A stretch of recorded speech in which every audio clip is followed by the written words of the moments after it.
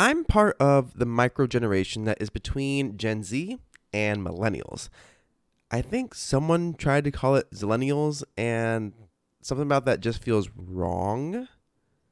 I don't quite know what, but it just doesn't quite work.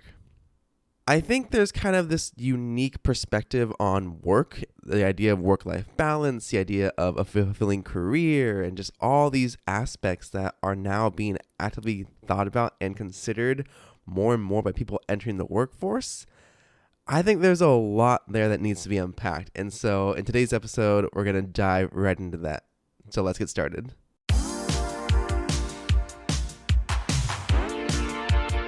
Welcome back to the Keeping Everything Simple podcast, where we try to boil down complex topics into simple, actionable tips. I'm your host and fellow learner, Michael Klukas. And again, I'm part of a microgeneration, but first of all, what is a microgeneration?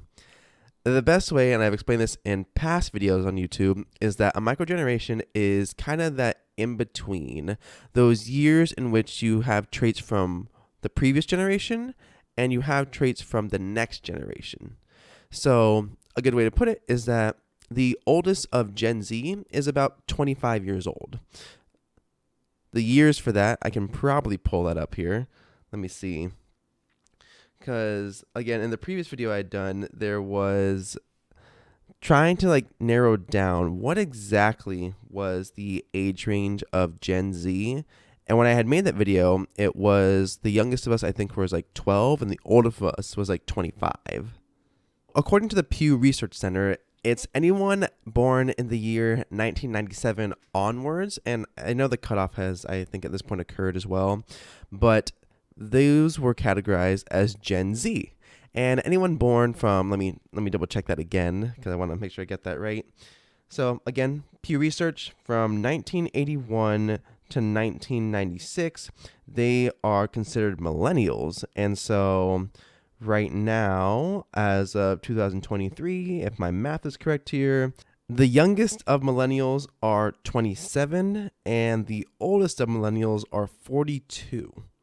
And that means that the oldest of Gen Z is around 25, 26 years old. And there's, again, something that has to be stated here is that we are a interesting generation, I think, to say the least. It's thinking through what are the major events that kind of define a generation. It's what are the major life events that everyone, to some capacity, have a shared understanding of. And for Gen Z, it's the fact that we're born in technology. We're born with it. We grow with it. It's the recessions that we went through, but they didn't shape our adult lives. They shaped our youths. And for us now going into the workforce, those of us that are getting into really established roles and careers, and those of us that are coming out of high school and out of college, there's a lot that we're inheriting that we just haven't agreed with. And one of the main defining events as well that the Pew Research Center kind of points out here is that for millennials, the 9/11 attack was kind of a key defining moment of their youth, or even of just the developmental phases. So they remember it. But for Gen Z, it's less of an event that we lived through and just more of an event that we're told about and we've heard of. And that's, again, thinking back to these idea of key defining events that defined our young lives, so our adolescence into young adulthood. That's why I mentioned earlier that the fact that we had the fact that we had the recession 2008, the great financial crisis, and from there, like I said, millennials lived through it. They were entering the workforce at this time. They were, again, trying to establish their careers at this time, and it was a hard time to do so. However, Gen Z, we were born into it. And the impact to us was very different because and this is, if you want to check out last week's episode about attachment styles, I mentioned that that's something that's formed in your youth. It's formed, and the basic foundations are taken from the experiences you have as a child and growing up. And so we had the great financial crisis. Then we had the introduction of the first ever smartphone in 2007, which was the iPhone. And there's so much that happens in a quick succession that we've evolved and adapted with it at a very rapid pace. That does give us actually, though, I believe, this unique perspective and this unique opportunity for us to really adapt to change. So one of the sayings that I like to have is that one of the unavoidable laws of this world is that change is inevitable.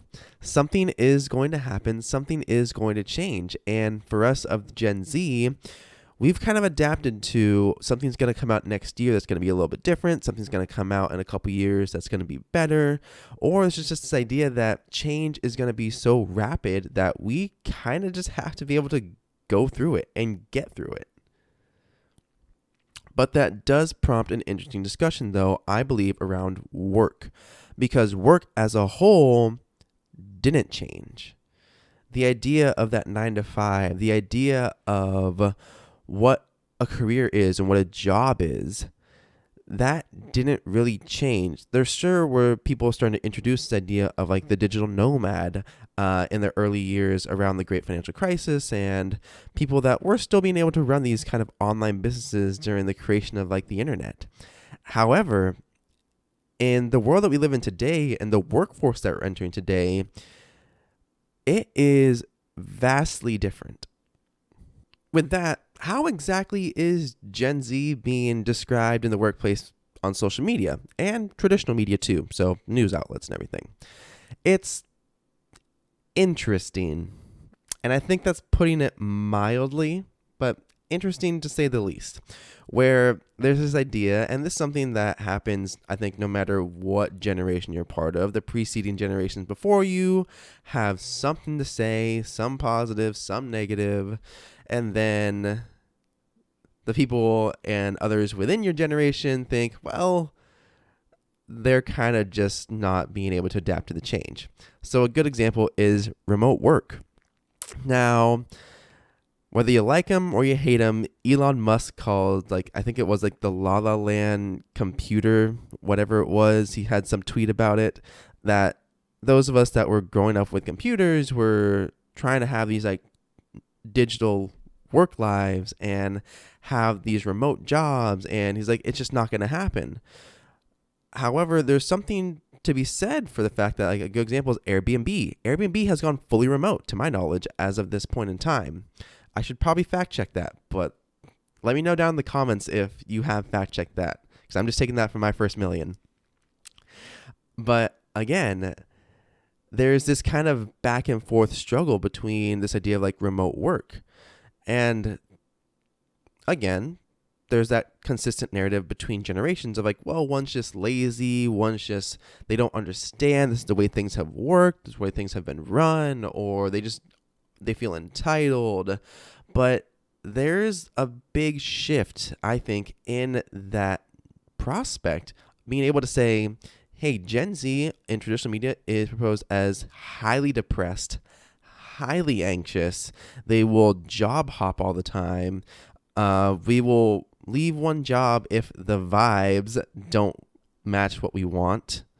There's less of this idea of company loyalty.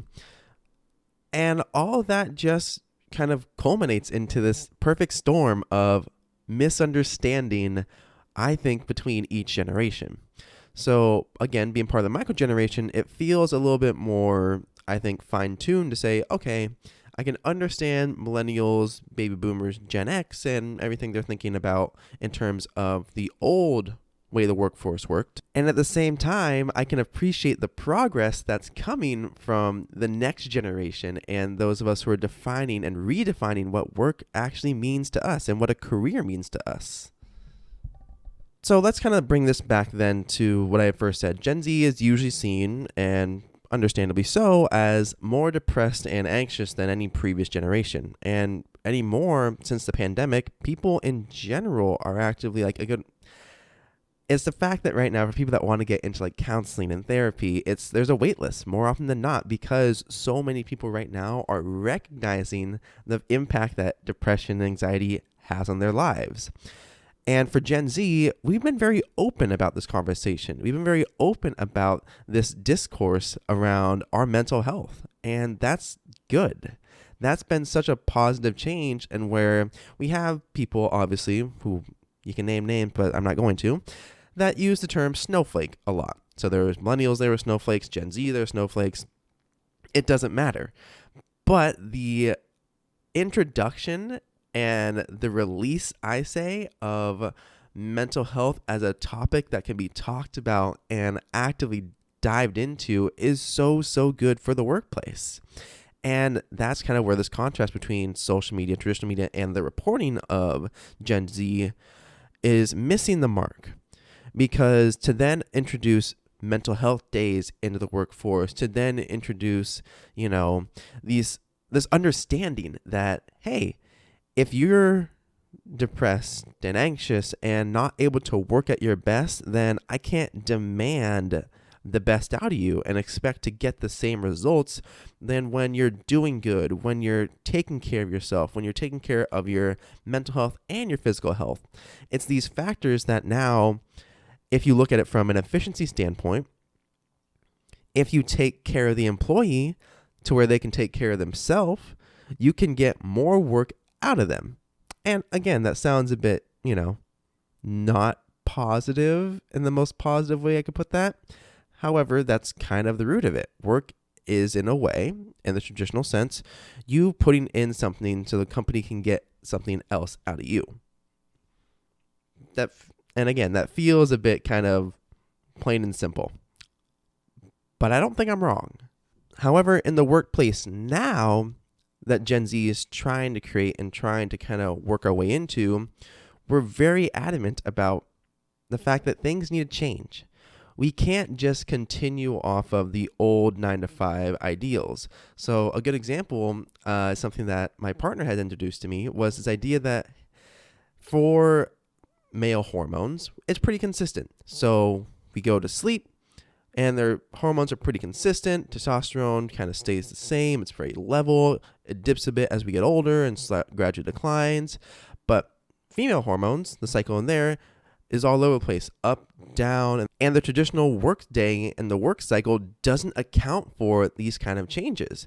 And then it's also what we're learning about sleep science, in that people are inherently morning people and night owls, and that's actually something that you can try very hard to change, but it doesn't fully work that way. And no matter how much you try to change it, you won't be able to optimize your ability to work effectively. And so it's this idea now that this old style of work, that 9-to-5, it doesn't fully encompass everything that we understand in today's world, nor does it really encompass everything that's going to happen in the future. And now you would think that Gen Z, again, according to reporting, is all about, hey, we're going to have remote jobs, we're going to work on our own time, and that's just what we want. However, that's also not exactly true. If you're to Google the question, Gen Z wants to return to the office, that's something that might sound a little bizarre. And again, this is in regards to traditional media, social media, and all the context around, hey, Gen Z wants to job hop, Gen Z wants to quit their jobs. However, there is this kind of trend to understand that we know inherently that not everything can be done remotely. And at this current point in which we exist, there's jobs that are better in person.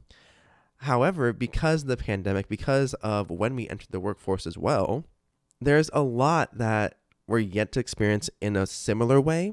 And there's some things that we understand, I believe, as a good thing. So that office rapport, those kind of water cooler talk, the ability to, have a relationship, again, because as I go back to leadership is all about relationships, to go back and say, okay, this is my boss and I know they're looking out for me. And actually, here's my team and my coworkers and they're looking out for me. So for me, example right now, the fact that I have a new job and the team I have is so amazing. And I love getting to actually work with them because it's exciting, it's fun, it's random, but they support me and they help me grow as an individual. That's the kind of workplace that I want. And we understand as Gen Z that, hey, remote jobs are fantastic for flexibility. I think we as a generation just want options. We want the optionality of, hey, we're going to go into the office, or hey, we're going to actively go somewhere else to do work because it doesn't matter as long as the project's done. And I think that's actually a fantastic change because it opens up the discussion to this idea of work-life balance, and at the same time understanding that Gen Z isn't just people that want to stay behind a computer screen. We actually want to have interactions with people. It's just this idea of social capital, the relationships that you build, that network and connections that help determine a lot of people's careers. We don't have it yet, and that's scary. So again, dealing with depression, anxiety, and everything else that comes with it, for people, then being able to say, oh, you also don't have the connections that you need to actually really progress super far in the career right away. That in of itself is a barrier that we understand. However, the conversation around it doesn't paint the picture in that light. That's why I do think there's a big opportunity to kind of reconstruct or clarify what exactly Gen Z thinks about working and how we want to balance out work and life, because that brings us then to work-life balance, something that has been a very big conversation throughout the course of the pandemic and everything else that has followed. Being able to say, all right, I don't want to sell my soul, sell my life to a company that can replace me at the drop of a hat. And at the same time, there's a large trend, and we remember all the advents of quiet quitting, the Great Resignation, just an influx of people, not just Gen Z, that decided, hey, I'm going to go find a better opportunity that has better pay, has better benefits, has more flexibility, gives me the options, has mental health days, has just all the other benefits that they realize in their jobs that as they weren't being met. The needs they had weren't being met. And now for us as Gen Z, again, going into that workforce during like the peak of the pandemic and coming out of schooling to understand, hey, we value this because we understand and we see all the things that's happening, all the things that are happening right now to those of us that are a little bit older. And that's just not the life that we want. That's not the pattern that we want to be stuck in. And I think it's a big win for the workforce in general to understand the idea of work-life balance. So people have the sayings, and there's plenty of them, that you work to fund your hobby, or that, we work to live, we don't live to work. And I say this knowing that it doesn't fully account for people that, are entrepreneurs or that actively fully love their job, and going to work for them is fun. It's exciting. It's not a task. But it's still understanding that, hey, things can change and times have changed. There's so much that we can be nostalgic for, so much that we can look back on and say, hey, that was actually really good when it was around and it's gone. And we can wish for it again. And the idea of, and I think shows like The Office and Parks and Rec kind of highlight this for Gen Z and Millennials, of like, when you have a team that you can work well with, that is kind of crazy, but it's endearing in a way, that's something you can be nostalgic for, because some workplaces, I think mine's an example of this, exist like that. It is crazy, it is fun, and people support each other. As opposed to older cutthroat versions of, hey, corporate ladder, you climb it, you cut down someone else beside you so that way you can get that promotion. You put in the extra 10 hours, 20 hours. You're working 50, 60, 70 hours a week just to get that extra project, even though you aren't, getting promoted for it. That's not something that we're necessarily nostalgic for. However, it is something that we understand to say, sure, there is some thankless work that we will have to take on in traditional roles to be able to progress quickly, to be able to say, all right, we're going to make it, and we're going to make it our way. But then even as we're thinking about this idea of working these extra hours, knowing that, hey, we can get ahead that way, sure. What about retirement? Do these extra hours now lead to that stable retirement that we need in the future? And honestly, the question is, who knows? Sure, There is the general capacity, and these are rules in which anyone and everyone who's listening to this podcast should follow. You should have a safety net, so 3 to 6 months worth of savings. You should invest and max out your Roth IRA. And yes, if your company offers one, they have a match, you should be working to match your 401k and max that out as well. And these are kind of like core tenets of being able to work towards retirement. The younger you start, the easier it will be. And the older you get, the more you're going to have to submit and commit to it. And then with introductions of like the FIRE movement, so the financially independent retire early, this idea of retirement has changed yet again. So the introduction of Tim Ferriss's The 4-Hour Work Week has kind of put into the spotlight, well, what is retirement? If I'm doing something I love, do I have to retire? If I'm doing something that I actually don't need to invest all my time into, am I technically retired? And all these other questions, because it's now a huge gray space of, all right, when is retirement? When can I stop working because I don't want to keep committing to a job that I don't love, versus when can I slow down because even though I have a job that I love, I can't do all of it anymore, or I should pass the torch a little bit and move it to the next generation. And then the idea even of moving the torch to the next generation, for me, that's the idea of a fulfilling job. I'm doing something that's going to impact someone positively, and it's going to give them some opportunities in the future.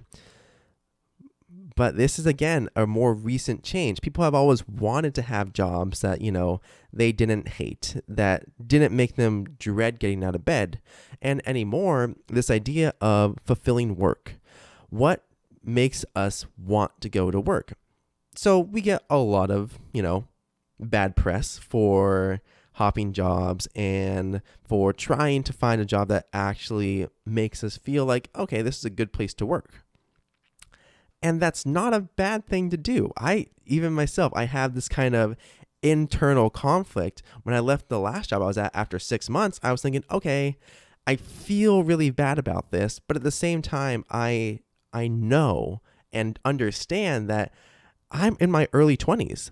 I should be doing this. I should be able to get a whole bunch of experience, test what I like, find what I'm good at, see if there's a career and that's already established and a field that I really want to go into, and I'm going to learn so much doing that.